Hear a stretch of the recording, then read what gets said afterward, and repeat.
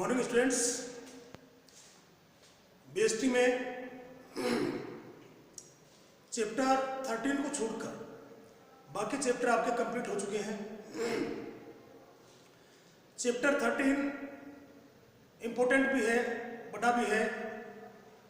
कुछ महत्वपूर्ण बिंदु आपको बताने होंगे, तो प्रयास ये रहेगा कि ऑफलाइन में चैप्टर 13 को लेंगे। बाकी चैप्टर आपके कंप्लीट हो गए हैं। चैप्टर 9th, 10th और 15th 3 चैप्टर आपके कोर्स से हट गए हैं, अभी आपके कोर्स में नहीं है। आज से चैप्टर फर्स्ट रिवीजन की तरफ चलते हैं। पहले आपने पढ़ा हुआ है, नोट्स आपके पास में भेजे हुए हैं इसके पीडीएफ बनाकर। तो देखिए प्रबंध क्या है।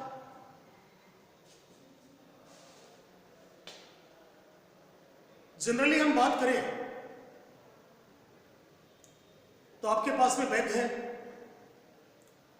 बैग में कॉपीज हैं, बुक्स हैं, पेन पेंसिल हैं, तो सबके पास में एक ही जैसी सामग्री है।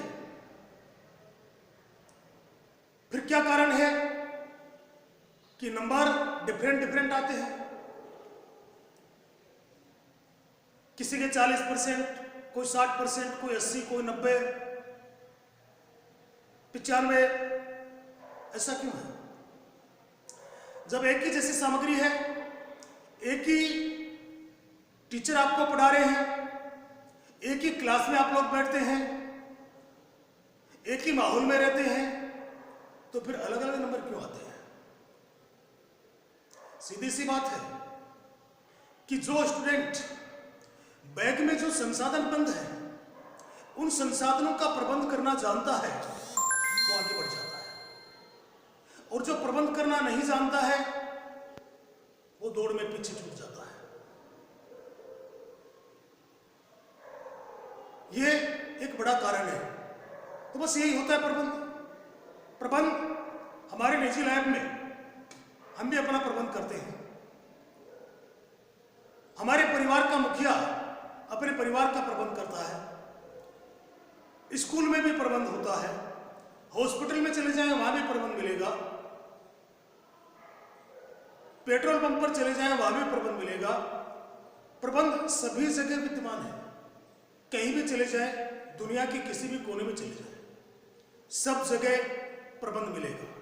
यानी प्रबंध सर्वव्यापी है। प्रबंध पर चर्चा करने से पहले हम चर्चा करते हैं उत्पादन के साधनों पर, उत्पादन के तत्व।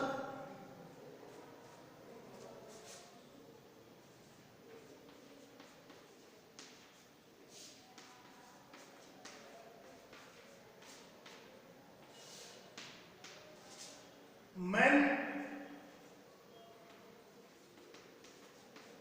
Money, machine,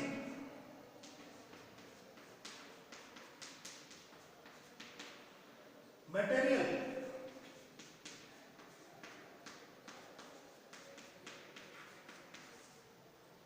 method, market,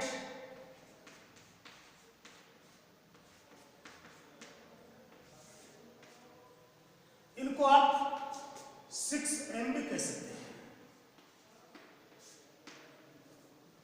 man, money, machine, material, method, market, ये उत्पादन के तत्व हैं। इनके बिना उत्पादन संभव नहीं है। उत्पादन हो भी जाएगा तो इनमें से कोई भी एक फैक्टर को आप हटाएंगे तो क्या हुआ? उत्पादन बेकार हो जाएगा। मार्केट को हटा दें, मशीन को हटा दें, मैन को हटा दें,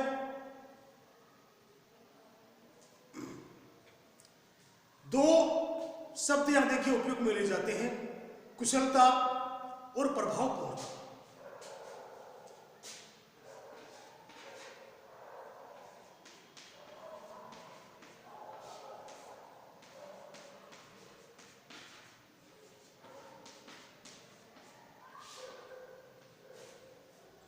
कुशलता बनाम प्रभावपूर्णता। कुशलता तो क्या होती है? कार्य को कम से कम खर्च में पूरा करना। जो भी कार्य करने जा रहे हैं उसको कम से कम खर्च में पूरा करना कुशलता कहलाता है। प्रभावपूर्णता कार्य को निर्धारित समय में पूरा करना। जो भी समय तय किया गया है उस तय समय में कार्य को करना। सपोज कीजिए ये तय किया गया कि 500 इकाई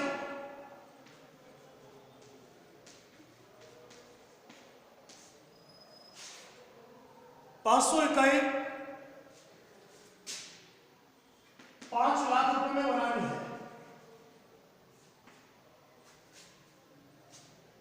और समय सीमा तय की गई 1 महीना।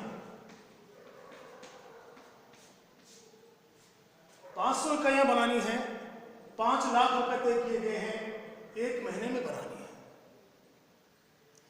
अब मान लीजिए 500 इकाई 5 लाख रुपए में बन गई, लेकिन समय 1 महीना और 10 दिन लग गए, तो यह माना जाएगा कि प्रबंधक कुशल तो है क्योंकि कम खर्चे में काम को पूरा किया है, लेकिन प्रभावपूर्ण नहीं है क्योंकि समय अधिक लग गया। और ये मान लीजिए कि काम 1 महीना में पूरा हो गया, लेकिन 5 की जगह 6 लाख रुपए लग गए, तो ये माना जाएगा कि प्रबंधक प्रभावपूर्ण तो है लेकिन कुशल नहीं है।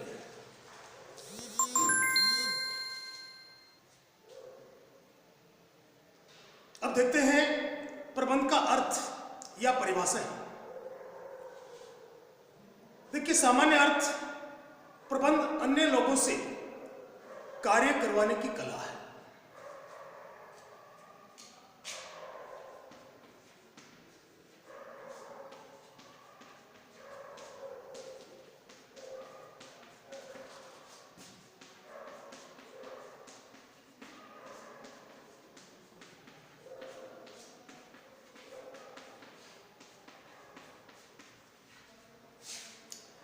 प्रबंध अन्य लोगों से कार्य करवाने की कला है। अन्य लोग कौन? कर्मचारी। एक फैक्ट्री में, एक कारखाने में या किसी संस्था में मान लीजिए 1000 कर्मचारी काम करते हैं, तो उन लोगों से कार्य करवाने की जो कला है वो प्रबंध है। तो प्रबंध अन्य लोगों से कार्य कराने की कला है। आप अच्छे नंबर कैसे ला सकते हैं, इसके लिए मैं आपसे किस प्रकार काम लेता हूं, यह मेरा प्रबंध है। तो प्रबंध अन्य लोगों से कार्य कराने की कला है। मेरी पार्कर फोलेट नाम का जो विद्वान है, देखिए बच्चों, ये जो परिभाषाएं हैं, इन परिभाषाओं में से कई बार 1 नंबर का क्वेश्चन पूछ लिया जाता है। विद्वान का नाम दिया जाता है और परिभाषा पूछी जाती है, तो उस विद्वान की परिभाषा आपको लिखनी है। जितनी इंपॉर्टेंट परिभाषाएं हैं मैं आपको बताऊंगा। तो मेरी पार्कर फोलेट के अनुसार प्रबंध दूसरों से कार्य कराने की कला है। प्रबंध दूसरों से कार्य कराने की कला है। बात यह एक ही है, अन्य लोगों से कार्य कराने की कला है, प्रबंध दूसरों से कार्य कराने की कला है। तो मेरी पार्कर फोलेट ने कहा है कि प्रबंध दूसरों से कार्य कराने की कला है। लॉरेंस एप्ले के अनुसार व्यक्तियों के प्रयासों से परिणाम प्राप्त करना ही प्रबंध है। अन्य व्यक्तियों के प्रयासों से परिणाम प्राप्त करना ही प्रबंध है।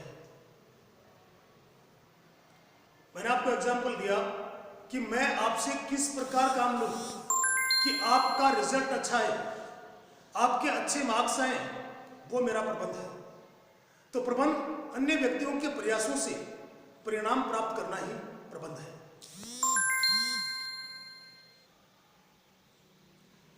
F.W. टेलर, देखिए F.W. टेलर ने क्या कहा है, प्रबंध यह जानने की कला है, प्रबंध यह जानने की कला है कि आप क्या करना चाहते हैं। प्रबंध यह जानने की कला है कि आप क्या करना चाहते हैं, तत्पश्चात यह सुनिश्चित करना कि वह कार्य मितव्ययी ढंग से पूरा किया जाता है। प्रबंध यह जानने की कला है कि आप क्या करना चाहते हैं। सबसे पहले यह जाने कि आप यानी सामने वाला व्यक्ति क्या करना चाहता है, और जो कुछ करना चाहता है उस काम को कम से कम खर्च में पूरा किया जाए, यही प्रबंध है। सपोज कीजिए आप ये चाहते हैं कि आपको 95% मार्क मिले, या यूं मान लीजिए कि आपकी क्लास में स्टूडेंट ए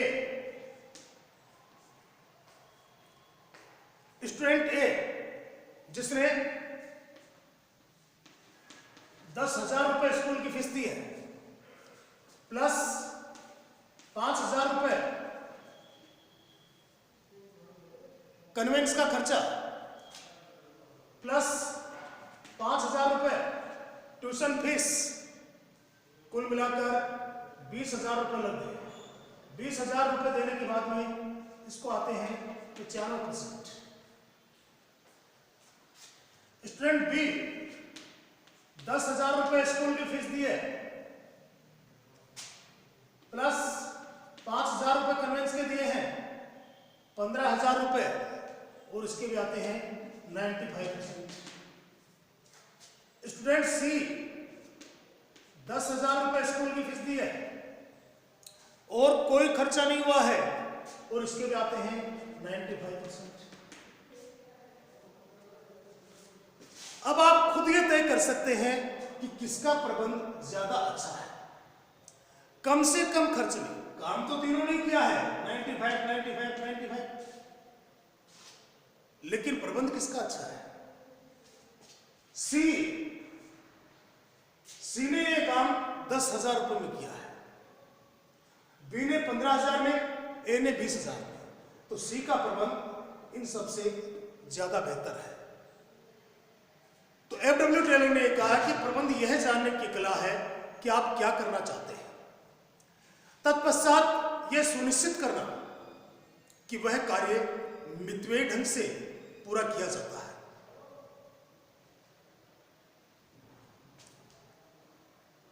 अगली परिभाषा देखें,